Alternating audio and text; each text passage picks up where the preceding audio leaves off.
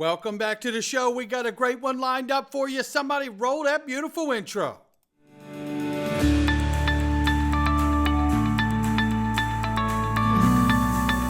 Digital Perspectives with Brad Kimes. Come on in.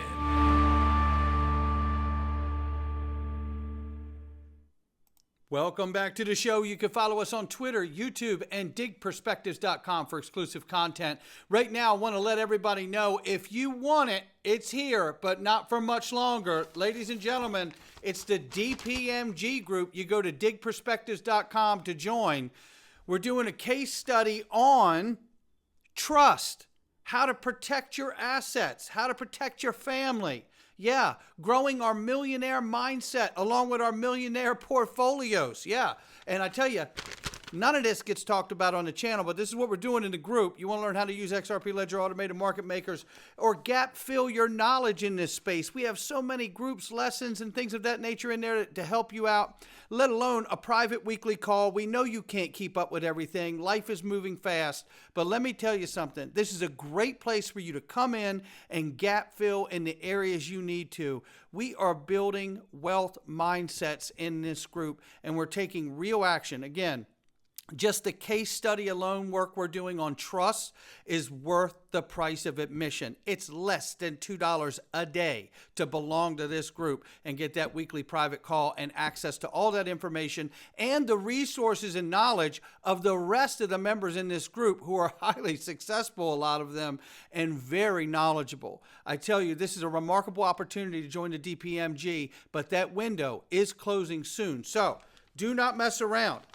If you want to be a part of it, don't mess around. Don't treat your holdings like 70% of lotto winners that end up going broke within 3 years. I don't want to see that happen to you, because the only thing worse than not having money in your life is having some and then messing it up. And I've been a part of that ride before too. It's not fun to come back from. Make sure you click the link below, go to digperspectives.com and join us. Let's get to the numbers right now. $2.29 trillion market cap for crypto. The market's off 0.1%. Bitcoin 62,900 plus, 2,400 plus for Ethereum, 119 billion plus market cap for Tether, 35 billion plus for USDC. XRP number 7 spot, 53.54 cents. We're floating back and forth. We're up 1.2 on the 24, but we're off by 15.1 on the 7-day, ladies and gentlemen. That is not good. However, we will look at the charts before we get out of here, and you may like what you see. So 53 cents is where we're at, ladies and gentlemen. We will keep an eye on it. Let's keep moving here. The range of price very quickly between 53 and 54 cents. But I will say, I did buy the dip this morning. Yes, I did. And here's something new for me. I just bought the dip and the price actually went up. That has never happened to me. It's always been like this kind of a curse. Like I buy it and it goes down penny or 2 pennies or something of that nature. This is the first time I could actually remember that I bought it at 53 cents and turn around, we're at 54 cents. I know it's small, but you know, I like these little subtleties. And I think you're going to love this chart before we get out of here today. Meanwhile, I want to remind everybody what's happening here. There's a real play going on inside the courts and the battles happening with the SEC there. This time it's Coinbase as they push for an appeal in its legal fight with the SEC. And they point to the Ripple case because the SEC is claiming that there is absolute clarity because we use the Howey test. However, it has been found that what they believed in the Ripple case was not accurate, because there was a much different outcome to that ruling that was favorable to Ripple and not the SEC. So that proves that the SEC is wrong on that matter, as well as many other cases. But Coinbase citing it for its push for an interlocutory appeal, I think is a very, very smart move, because Coinbase is absolutely not only making the argument that the SEC doesn't have the clarity they say they do, but they're now pointing to a case that proves it. It'll be interesting to see if they win that interlocutory appeal. Meanwhile, legal expert Jeremy Hogan said the SEC's move to appeal the Ripple case in the lawsuit is a big mistake, as we went over, and there's no question it certainly is a big mistake. But I want to go into this now. Ripple has pointed out the SEC's slim chances in their uphill legal battle Internal strife has erupted within the SEC. We just saw their enforcement director leave, and now he's going to be at Milbank Law Firm, and it looks like he'll be helping to fight for crypto now. Because they all know inside the agencies that it's going to be allowed. There is going to be legislative clarity. And Gerber Gawal knows it. That's why he's staying in the arena. He's just cashing out and going for the big money. Yeah. Right? It's just like what, district attorneys do, state attorneys do, right? Or, and then all of a sudden, they go to the private sector and get the big money, right? That's what we're talking about here. Because we see SWIFT, European Commission instant payments regulation, is poised to raise the standard of cross-border payments across the continent. Now, we reported and covered over the weekend and the tail end of last week that SWIFT announced they're going to live digital asset trials in 25. It says here they're going to move the payment providers will need to perform verification of payee checks on transactions by October of 25, so a year from now. What's needed to make this reality? They're going to talk about it on October 17th. Well, guess what? There's a lot going on around that time frame, right? Ripple Swell event. We also know BRICS Summit, 22nd through the 24th.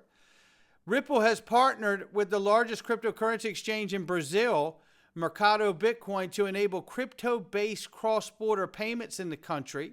And don't forget that the UAE just lifted all taxes on all cryptocurrencies. Things are moving quickly around the world. And to measure what's going on in MiCA regulations in the EU, 27 nations there, Coinbase announced they're delisting USD Tether beginning in November. And then the second wave of the EU MiCA regulations kick in December 30th. So, and they say here now by December 30th, they're going to remove the coins. But on the notice from Coinbase that was sent out to its EU customers, they made it clear starting in November. So maybe it's a November to December 30th. Maybe they're doing like a 60-day kind of vibe. I don't know. We'll keep an eye on it. However, let's take a look at this. Smoke Dog shows us here, if you haven't realized it yet, June 2024 implementation of MiCA was a critical step for stablecoin issuers to get compliant. While the upcoming December 24 implementation focuses on exchanges aligning their practices and regulatory standards, it is important to note that they will be subject to massive fines if they don't adhere to that. This explains why exchanges are already making key adjustments like delisting stablecoins such as Tether ahead of the December deadline. It says here, September 24 documents highlight few crucial points. Issuers that fail to comply will face steep penalties and fines. May 2024 Visa stablecoin transaction data shows that 90% of transactions in the stablecoin market are inorganic. That's interesting to note. Tether remains the number one stablecoin with the market cap of 120 billion floating, accounting for 90% of stablecoin transactions. The significance of these points cannot be overstated. Non-compliant issuers are at serious risk, while the dominance of Tether and prevalence of inorganic transactions indicate deeper issues within the market. Oh, sounds like market manipulation. Things like wash trading, pumping the market, front running, all that kind of stuff. Oh boy. This is why I wonder if there's a connection between the launch of the real USD and dealing with Tether. I don't know, but it just feels like there's some kind of a there. How deeply, I just don't know, but we're going to watch it and see what happens. And I hope you do too. Looking at this, MasterCard had announced its plans that could lead to the end of traditional credit cards by 2030. The company is introducing a new payment system based on, you guessed it, tokenization and biometric authentication, aiming to make payments faster, more secure, and convenient. Now, we just covered over the weekend Visa moving to tokenization as well. I mean, it feels like dire straits in this market, does it not? It does. It feels like we're never going to get there, but Visa's moving there. MasterCard's moving there. My God, SWIFT is moving there. Tokenization, Web3, it's all right here. You hear their plans, so don't get frustrated. Understand where this is going ultimately. And again, MasterCard vice president. Listen to him say it. We think it's coming. So as a result, we said, okay, well, let's at least get ready to set up the stage. And in doing so, we're working with a number of different partners, with Ripple, TBS, different companies around the world to say, well, how can you help this whole transaction go from front to back? And there you go. And that was in 2021, right? And this is by 2030 now. You won't even need the card the way you used to. Listen to Sergey Nazarov here from Chainlink talking about tokenization. And I want to remind you that Chainlink is deeply connected to SWIFT, as we know Ripple is, according to Pegah Soltani and Ryan Rugg from Citibank and Kalia from SWIFT. They all said it. We covered that last week too. Take a listen to this. There is another trend of real-world asset tokenization where banks are basically going to do another wave of securitization, but now it's going to be called tokenization. And the massive amount of things that can be tokenized extends from their core business of money market funds, interest-bearing assets, to the more cutting-edge things like carbon credits, real estate, private equity tokenization.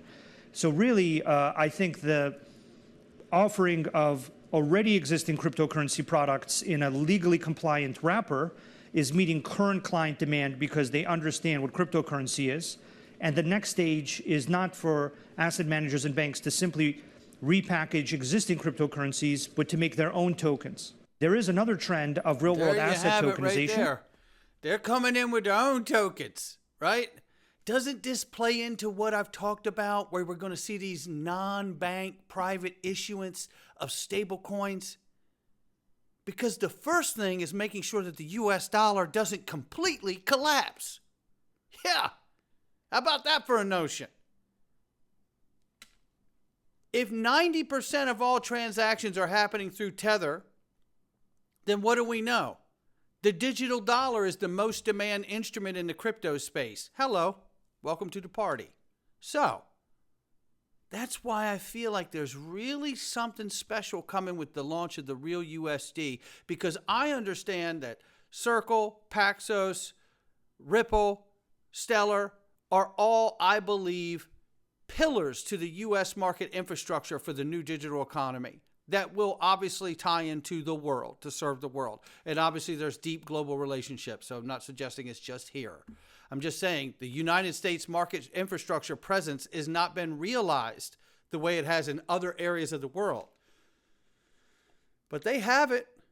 You've heard of FedNow. You know Ripple belongs to it.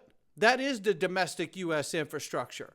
It's just not legal to use it yet in its full capacity. But let's listen to what Chief Legal Officer from Ripple says about all of this. And hopefully when this regulatory cloud is lifted and we get some policy clarity in the U.S., we will then be the most trusted source for enterprise support for crypto solutions in the U.S. I mean, tokenization is... Yeah. Thank you for coming. I'll be here all week, try the veal. I just flew in and boy, my arm's tired. I'm expecting XRP to rally 17% to take another crack at that 63 cent level, which has given us a real problem. We've tested that area before.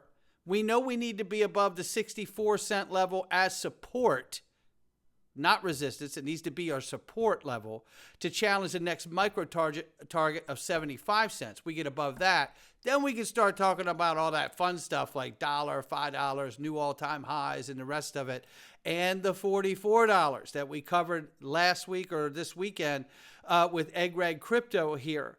And this is where it starts to get really fun, because I do believe that this time is different. And that is a phrase and a chart that was labeled by Egg Crypto, and it really hit me hard. And it isn't because the price that he's suggesting we could touch. Doesn't mean we will, but we could touch.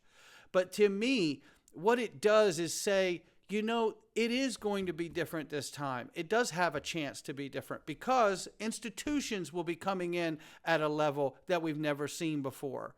Think about it. When we get that legislative clarity that Stuart Al-Aradi was just talking about, what's wrong with numbers like this? We've already seen XRP do over 60,000% gains before any of these entities got into the mix. So if the spirit animals can do it, I'm damn sure that the institutions can too. It's going to be fun to watch. Not financial advice from me or anyone else. We're going into the Freedom Zone, and we have so much you need to see today.